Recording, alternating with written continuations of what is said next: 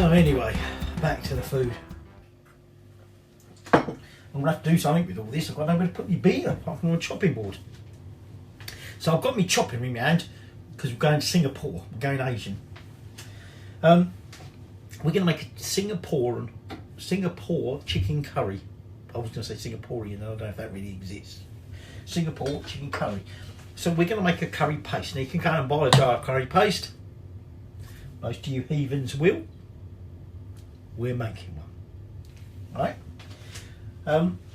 So I've got a selection of things there for that. And I've got my big blender. Mainly because I think the little blender will be too little. So I've got here one onion. And we're just going to peel that. And we're going to chop that up. And that, well, I say chop it up. I'll chop it up into bits. Because we want to feed it into the blender. Now, this Singapore curry, it's got quite a bit of heat in it, but equally it's mellowed by the addition of coconut milk and evaporated milk. I remember evaporated milk. Excuse me, as a kid, it would be something we'd perhaps have a Sunday tea time or a dessert Sunday lunch time. You know, like a tin of fruit. Didn't have the whole tin to ourselves. We split it amongst us. And then we'd have some evaporated milk. And from what I remember, actually, it used to be like half tin. I had one of them funny little can openers either side. And you used to pour some on top. That was your little treat. Evaporated milk. Anyway, in goes that onion. Next thing I want is a lump of ginger. Now, it's a bit large, this lump of ginger. But it's a bit of an odd shape. So I'm just going to peel that and then chop that into a couple of bits. And then that's going in the blender as well. So that's my ginger in there. Then I've got about 4 or 5 cloves of garlic. They're going in there. And now, even though I put an onion in there, we're now going to put 8 shallots in it. So I've got to peel them now. So where does sort of Singaporean cuisine come from? Well, because of the nature of where Singapore is and its history, it's got influences from all over. You've got Malaysian, Indonesian, Chinese, Indian, English and Portuguese. So I wouldn't say it's a mishmash of different cuisines, but in a way it is. Don't see what I'm saying, mishmash. And been bastard, it's been bastard. Don't want to peel this one. There you go. Peel now, you bastard. I'll clear this down. Just trying to create some space here, so I've got somewhere I can safely put my beer. But food and Singapore, you know, right, are two important things. It's considered in many ways crucial to Singapore's national identity. I'll put that bit in there because you're spitting up. Actually, while I'm at it, I'm going to chop that and put that in there like that. See why I'm using a big blender. Now, you might notice this little dish here, by the way. In here, I've got some dried chillies, some of my Kashmiri dried chillies. They've been soaking for about, what, 3 hours? The original recipe I've got says 10. I think I've got 6 in there. I decided to cut back a little bit on that. Decided that 10 might be a little bit extravagant. So what I'm going to do with them in a bit, when we're going to blitz that, is I'm going to take them chillies out of there, put them in there, and we're going to keep the soak water because we'll use that to sort of water down, if you like, the paste. Now we want it as a paste, okay, but obviously we want it a little bit liquid. But there's going to be all the coconut milk going in there, the evaporated milk, so there should be plenty of liquid. So I'm going to finish off them shallots, and then we'll get on with the remaining ingredients for the paste. And I need another drink. That trauma from before is still struggling with. So that's most of the ingredients in there, apart from your chilies. Before I do that, I'm going to add 2 tablespoons of sugar, jaggery or something like that. You can use soft brown sugar if you ain't got jaggery. And then the recipe called for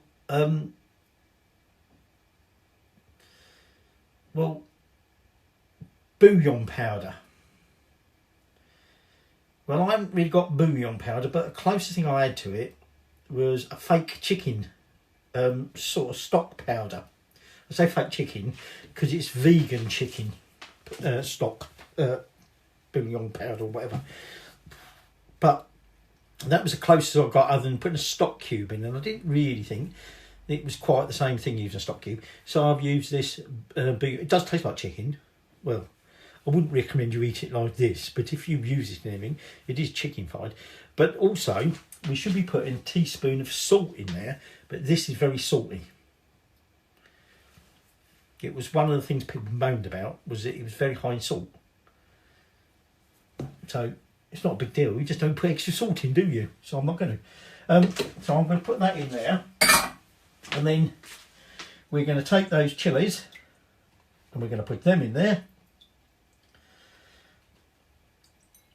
And then what I'm going to do is, before I put any of that water in there, I'm going to see if I can give that a bit of a blitz, just to get a bit more room, and then we'll add a bit of chilli powder. Oh, let's go. Oh, I had a little scratch here, and I can feel that getting in there. So much trauma tonight, so much trauma. So I've created a bit of space in there, but it's not really working that well. So I'm just going to spoon. I was going to pour it, but it'll go every bloody well, won't it? So I'm going to put some of this in there. Like I say, it doesn't really matter if it's too watery, but ideally we do want it more of a paste. The only odd thing is, I mean, we're going to be putting some turmeric into the main curry when we cook it, so that had a bit of colour. But when the chef who was doing this online, this was very red. I don't know whether it was because of the chilies. So that's me paste. That's me paste done. Still ain't me first bit, you know.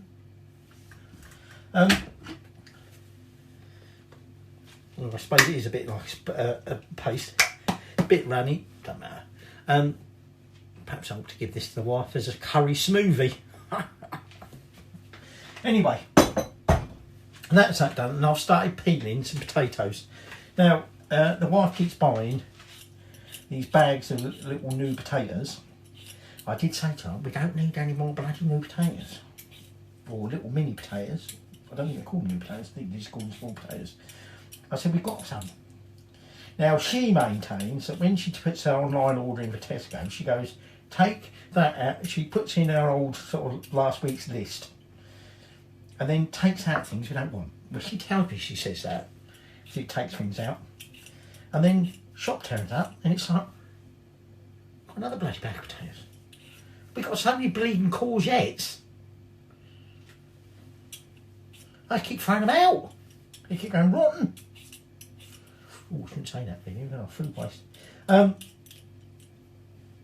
But anyway, I'm just peeling these veg because we'll be putting some potatoes and some carrot into it.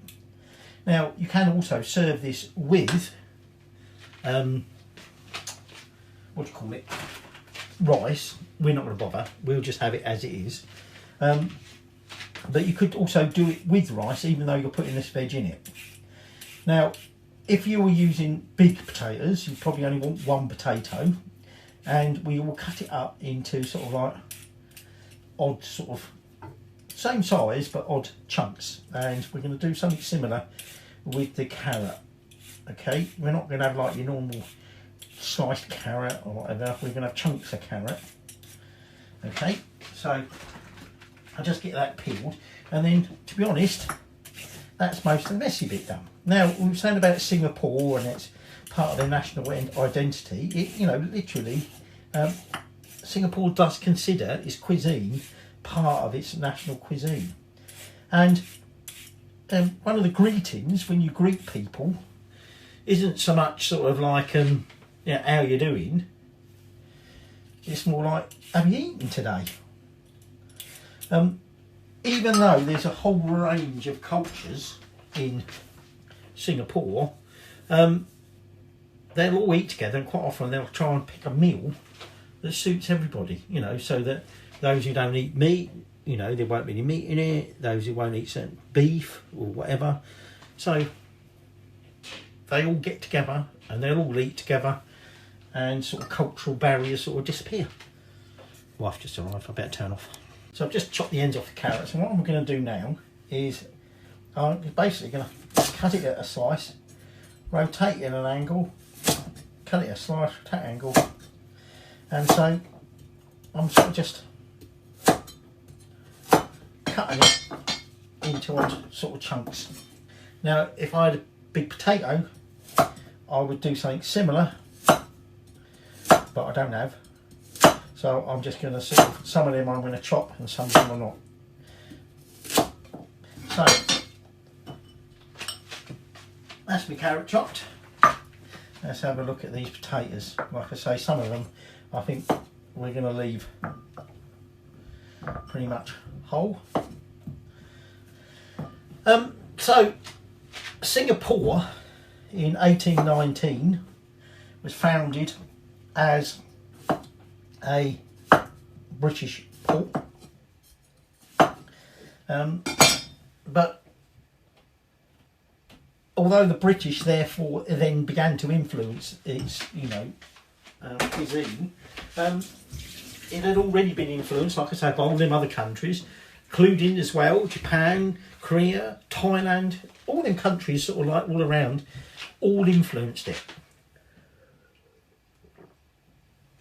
And then of course there's Raffles. Now a lot of people just think of Raffles as, you know, the Raffles bar and that, but Raffles was the guy basically who founded sort of Singapore, if you like, sort of the British side, you know, version of it, if you like.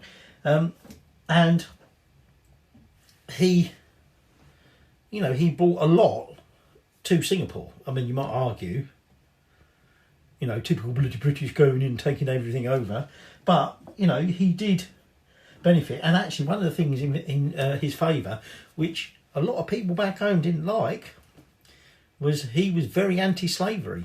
In fact, I think I read somewhere that when he died, the priest at the church where he was going to be buried, because of Raffles' anti-slavery policies, as it were, was against the priests. The priest basically didn't think this was right, mainly because his whole family, you know, going back generations, had founded all their wealth on the slave trade. So as far as he was concerned, slaves were good. So he refused to have Raffles buried. Now later, apparently, his body was reinterred, but this is the way how some people sort of thought of him, even though he did a lot for Singapore and for the British because of Singapore. Anyway, we're now just getting to that point where we're almost going to be ready to start assembling it in our wok. Before I get the raw meat out on my board, I've got 3 sticks of lemongrass. Now I actually only need 2, but the pack came with 3. What I'm going to do is I'm just trimming the ends off, and I'm also going to just trim down some of that green.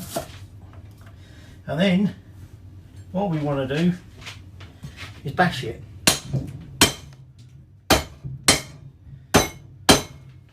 Sprayed every bloody way. That's all we're going to do with that, and that they're going to go in whole like that. Okay, so let me just sling them over there.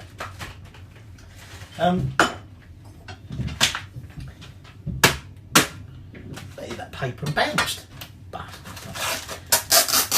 Actually, I'm not sure perhaps I will just cut them up a little bit. Now, you would normally use chicken thighs like we are, but bone in, skin on. Can't have skin on them. It's unhealthy, it's too fatty.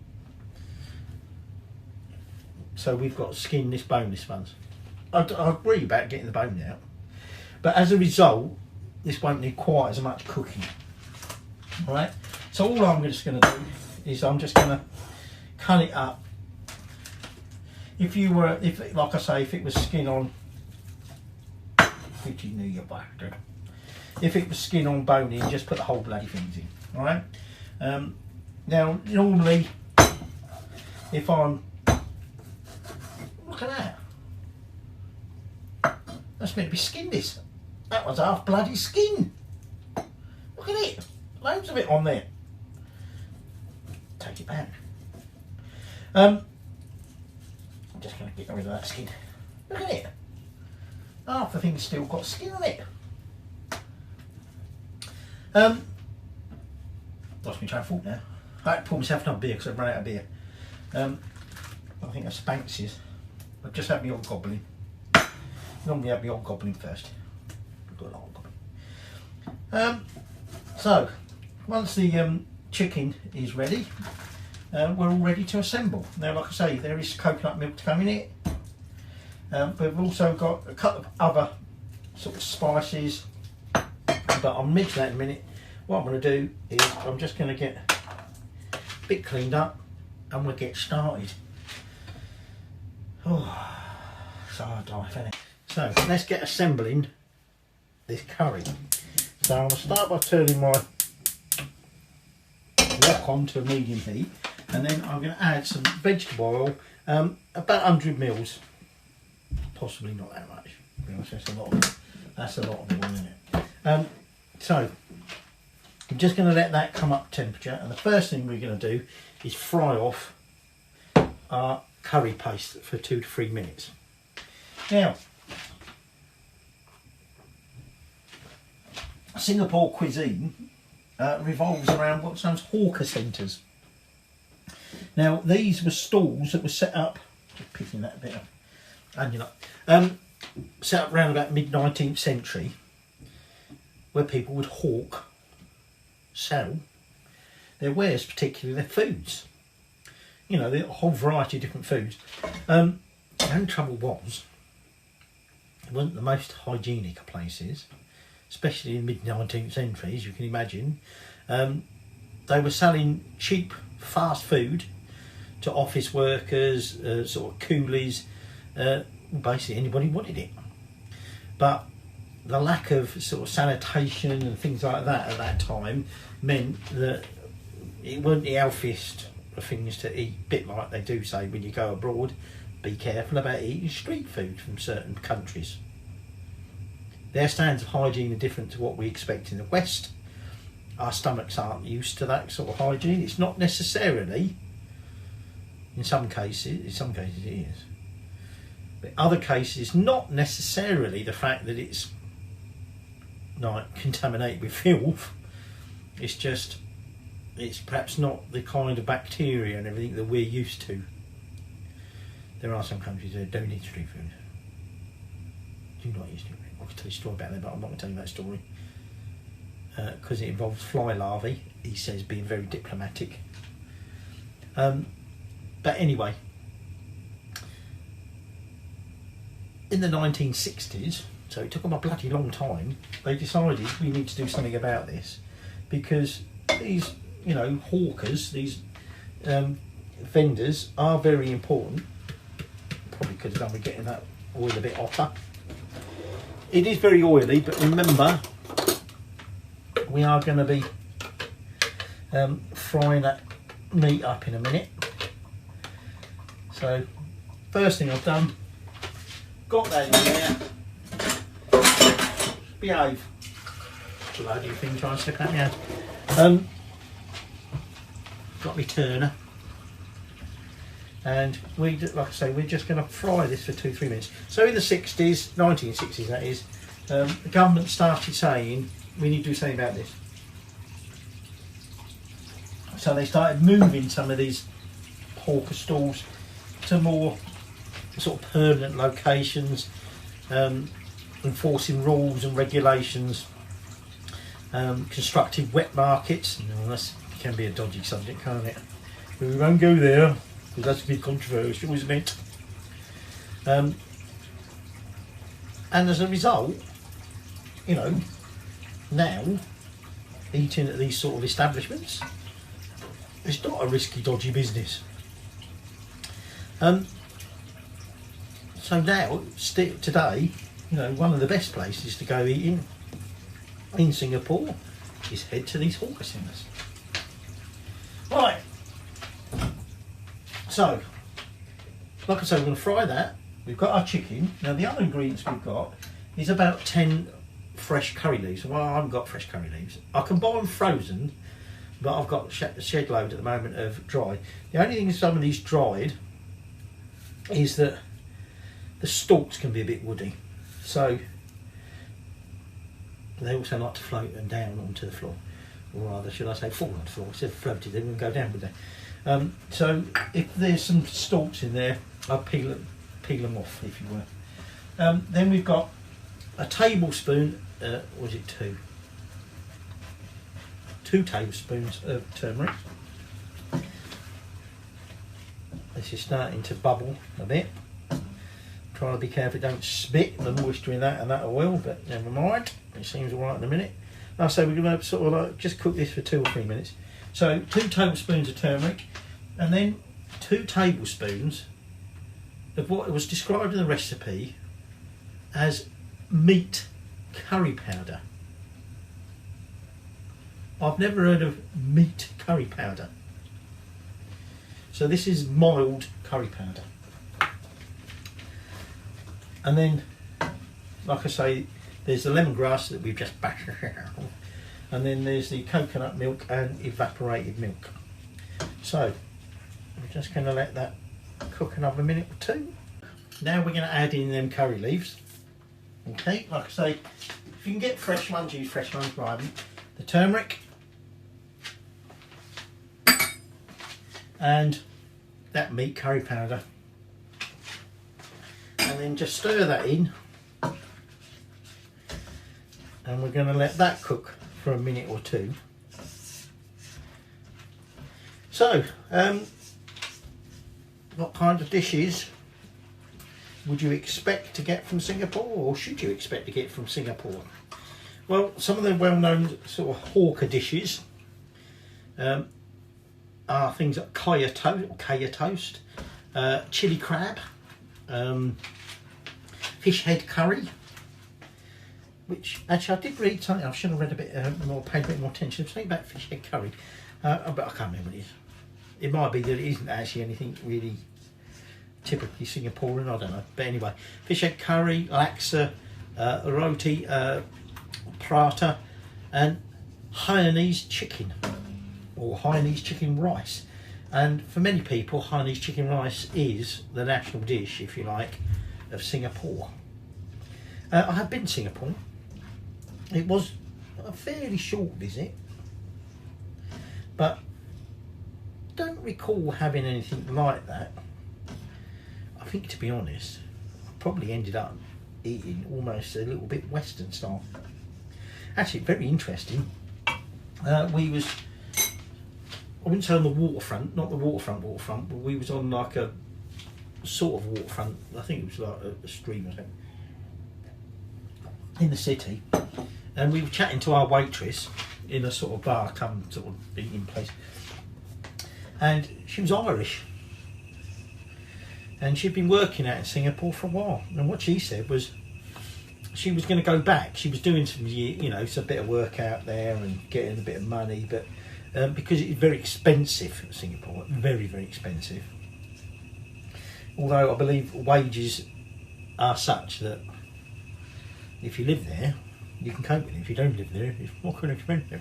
But she was saying that she was intending to go home, but she was going to end up probably staying, because the good thing about her shift, she might finish her shift at 2, 3, 4 in the morning, and she could walk home and she didn't have any worries whatsoever. violent crime in Singapore was like 0. Partly because if you committed it and you got caught, they don't fuck about in Singapore, I tell you. So she said, back home in Ireland, I would never ever walk home, you know, that time of night. There'd be taxis everywhere. I know in Singapore, I can walk home and I'm perfectly safe and I've never ever had any problems. There you go. Right, so that's cooked through. So now what I'm going to do is that meat's going to go in there. And we're just going to stir that through for a little bit, but I'm going to have to wash my hand because I can't pick my beer glass up with raw chicken on it, can I? So, evaporated milk. We want a can that size. We're only about half that can. Okay, keep that for dessert. And then we're going to take the whole can of coconut milk, and in that goes. Just going to mix this through. So like I said, you can see now where all the liquid comes from. Now, if it does start to sort of boil a little bit dry, that's when we'll add some water. And if you've retained, like I have, although to be honest, I don't suspect I'm going to want to water this down anymore. But if you wanted to, if it starts getting a bit too thick for your taste, you can add some of that chilli water or just plain water. And then we take them gently bruised lemongrass and we chuck them in as well.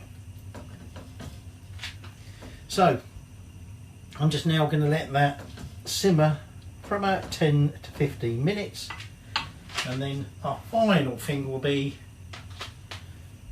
to put in our carrot and potato, because obviously they don't take quite so long to cook. Okay, we don't want them mushy. Well, you might, but then you might as well not bother putting them in there, won't you? And I was just make a dish of mashed potatoes and mashed carrots. So, like I say, I'm now just going to let that cook for about 15 minutes. Don't really matter how long, but it really depends on how hard you want your carrots and potatoes. And then we will add in the remainder, and then it will probably want about another 15 minutes, which is plenty of time for another beer. So that's had its little 10-15 minute simmer. So at this point, I'm going to put in them carrot chunks and then potato chunks, and I'm going to stir that in, and then we're going to let that simmer away. I did say earlier for about another 10-15 minutes. And then I realised something weird about my timings, because it said add that and add it for 10-15 minutes and then let it simmer for half hour. And it was like, hey, that don't make bloody sense, does it? So we're going to let that simmer for half hour. Because although I said we don't want them potatoes and carrots mushy, I don't think in 15-20 minutes they're going to be anywhere near mushy. Alright, because they've not been pre-cooked and they are quite chunky, particularly carrots. So, like I say, some people would have this with rice. By the way, even though I know it's still got another half hour, to be honest, I ain't going to add a lot of liquid to this, even if it does reduce down. So I've thrown away my soap water.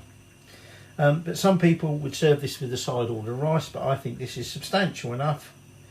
Plus my wife was saying, oh, I couldn't possibly eat rice with it.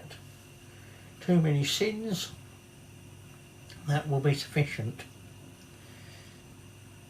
And what did you say went in it? How much fat's in there? None, darling. None whatsoever. Here we have it. Finally. Interesting, I've noticed it's almost looks like it's curdled. But who knows, anyway. So it has thickened up a bit. as obviously we'd like it to. But let's just serve it up a little bit. That's why I might use a spoon for that. So here we go. Been a bit busy by the way, but we don't talk about that. So the carrot still got a bit of firmness to it. Actually, I'm not gonna attempt to break that carrot up. There's a little smaller bit. It's probably gonna be not.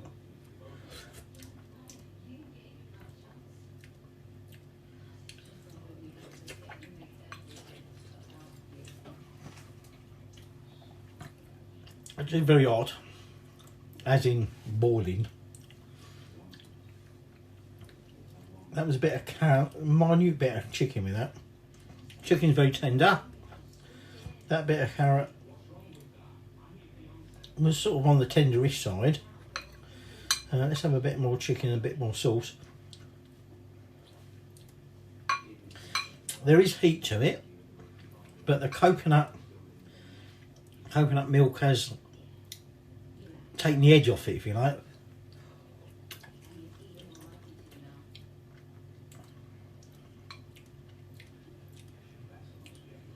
It's sort of sweet, but not really sweet, if you're with me. Sweet, but not sweet.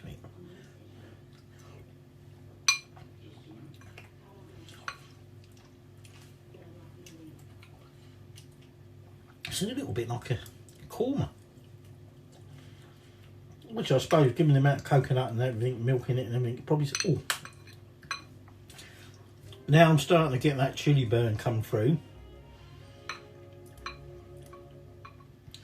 Not overly sort of unpleasant or overpowering. I keep trying not to say overpowering. I keep saying overpowering. You should keep saying basic. You know. So that carrot got a bit of crunch to it. I've not had a bit of potato yet. It's going to be awkward holding it in my hand doing it, but I should imagine much like the carrot. Probably got away with putting 10 chilies in there. I know it's only an extra 4. I put a mild curry powder in there. Again, you could probably put a hot one if you wanted, but then again, you might not like it that hot. It is in a way a little bit sort of creamy-ish because of that coconut milk. Overall, very nice, huh? Now, obviously, you don't eat the lemongrass.